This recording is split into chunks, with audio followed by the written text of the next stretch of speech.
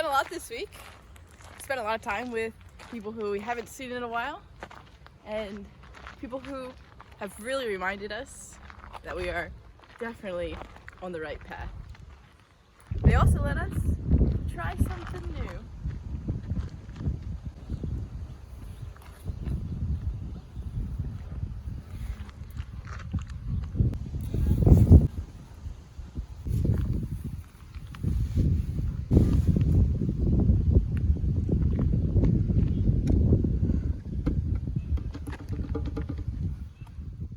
Moeni. My name is Karena, this is Shanae, and we are building strength by moving off-grid. Each week we will share our progress as we begin to bring this off-grid vision to life. For our Patreons, we'll begin an additional private blog that shares more details and answers your personal questions.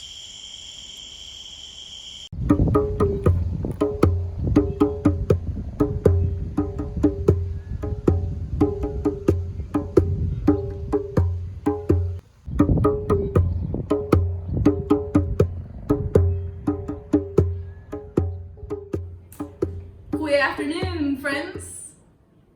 Today is a work day. I've been working on the methodology of my PhD. Shanae's been reading about some seeds. And then together we need to plan how our tents are going to be set up.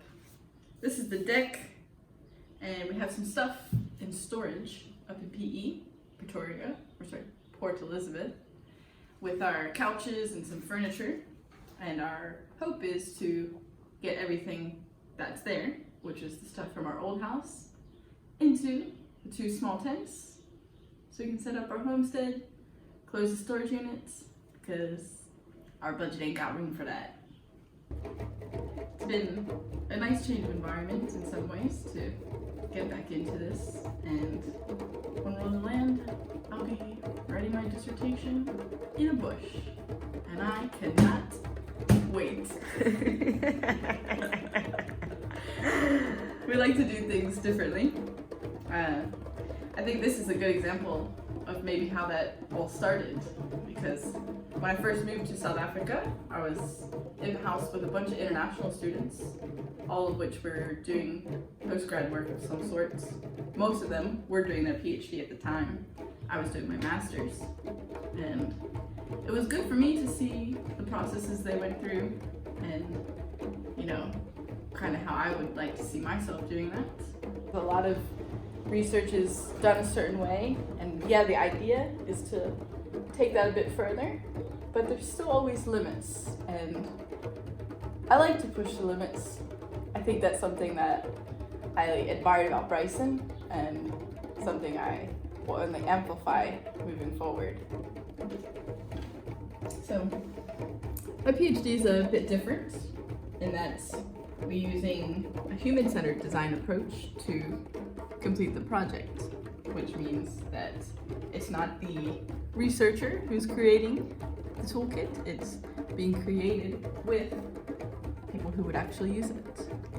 So in our case, we did a weightlifting pilot and worked with youth who were 18 to 24 years old in one township. And together we talked about the Sustainable Development Goals, and our goal with that was to create a toolkit to engage youth in that age group for the Sustainable Development Goals. And if you don't know what those goals are, which most people don't, but the United Nations came up with these goals in 2015 with the intention of meeting them by 2030. So some of these goals include nutrition or zero hunger, ending poverty, good health and well-being, quality education, sustainable cities, access to water, sanitation. What I did was I put my barbell in the back of our little truck with some weights. I would drive to Kaimundi, and we would do a 1-hour weightlifting session, which at first I thought we could teach weightlifting as in the clean and jerk snatch, but that was a bit unrealistic. So we just did barbell training and a little bit of exercise, taught some deadlift, a little RDL, push press, just little basic competencies with the barbell, and it was so fun. One thing that I do like about this project was that it was a community project, that we were working together to create the toolkit, to come up with something realistic, because our goal is to engage more people for the Sustainable Development Goals so that maybe one day we could meet them. When I started this project about 2 years ago, it took a while to get through the ethics application. That was during COVID, which was part of the difficulties, but just in general that it was very new. The idea of using a human-centered design approach isn't done very often. So finding other researchers who have done similar things and what those outcomes were, what we can expect for this research project, it's not very easy. But that's why I wanted to do it, because it's not something that you see very often, because I think that idea is very important moving forward to our community programs. Shanae and I started our nonprofit in 2018 with the help of our good friend from the Netherlands, Tim, who sent us 50 hockey sticks, and that was all we had for 2 years. We would put all of those in the back of the buggy, little truck, drive to Kaivice, unload, and had 2 sessions back to back with 2 different schools, 50 kids each. It was chaotic, but just a lot of fun. We kept the kids busy, away from things that they probably don't want to be doing or shouldn't be doing. But even then we would see on the sides there would be adults just hanging out, smoking hookah, drinking, throwing the glass around the school. So it's not what you expected, but that is the reality that the kids are growing up in. So during COVID is when we got to know more about what that meant and what those kids feel, seeing that and going to school each day and what their schools are like and how they are expected to cope or do work at home. So during COVID was a very eye-opening time for us, because we stopped the big groups, we met with a few families, did some homework, did a little exercise, but mostly just talked to the kids and to their mamas, to their aunts, and then things became very clear, and food insecurity was a problem across the board. And that's when Shanae and I started growing food at our house and growing little plants and taking them, trying to replant them in the Kaivice gardens, but the soil is not healthy, so the long-term sustainability of that was not working.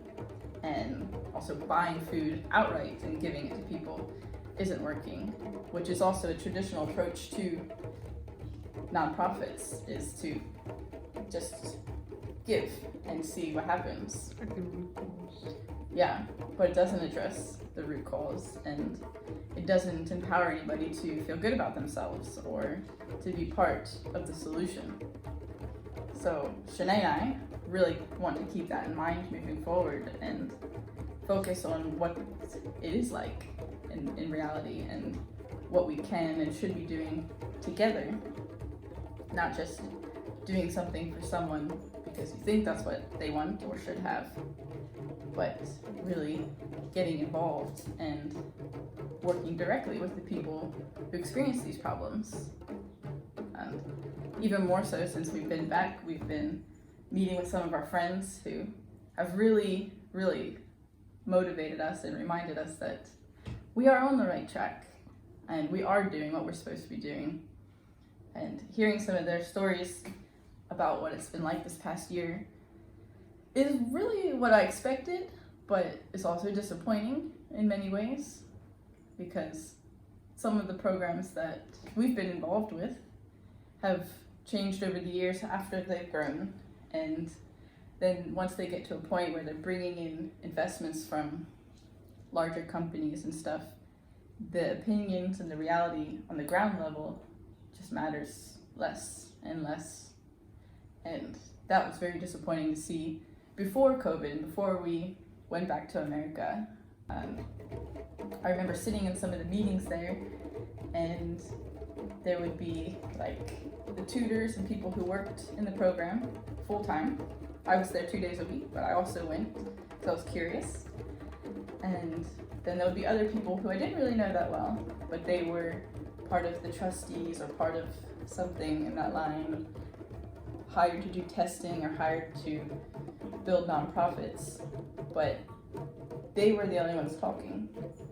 And even then I found it really uncomfortable that when they were specifically talking about reading, they didn't ask the tutor who's there every day, who lives in the community, who goes to their houses in her own free time to help these kids. And they never asked her opinion. How do you think they're doing? What do you need? Never. It was always this other lady who I didn't know, or they would even ask me. I didn't understand that because I was there 2 days a week, but I don't live there. I didn't devote every single day of my life to education like this other woman had. And it was uncomfortable to see that she was not included in the conversation. That sticks with us, and that's something that we will definitely keep in our hearts moving forward, because if you find someone like that, I think the right thing is to see how you can take that further and how you can help that person to keep impacting more kids and reach more kids, not kind of brush them off to the side. Our time in America also taught us a lot and showed us that it doesn't have to be, or it showed us that you don't have to be an official organization or anything to really make a genuine impact. We met people who helped us during some difficult months without the expectation of anything in return, and we've seen that same person just go to people who need their house fixed or need something and just do it, just because there is no other way that that person would be able to fix their house or feed their kids unless people just genuinely step up and help them.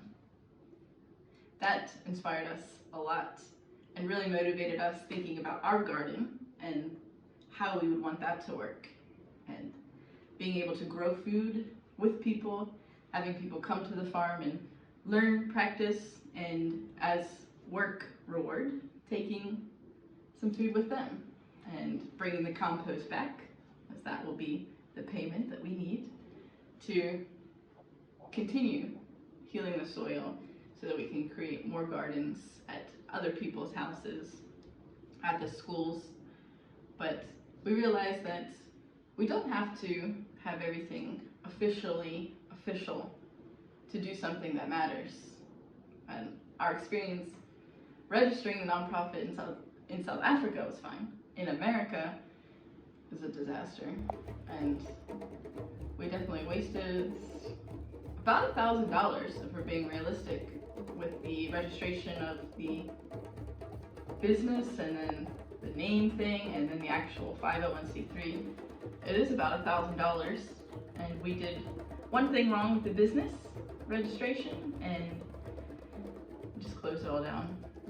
But we also realized that that process and then having to close it down maybe was a good thing, because once we closed it down, then we were no longer tax exempt, and somebody who had donated decided to take it back, and that sucked in a lot of ways, because But what did that show you and teach you?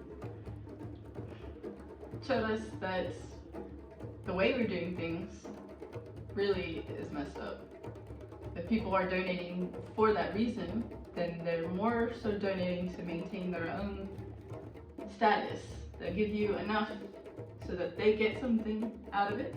They can pay less taxes, whatever, but not enough that you could help yourself, that you could actually change the status quo.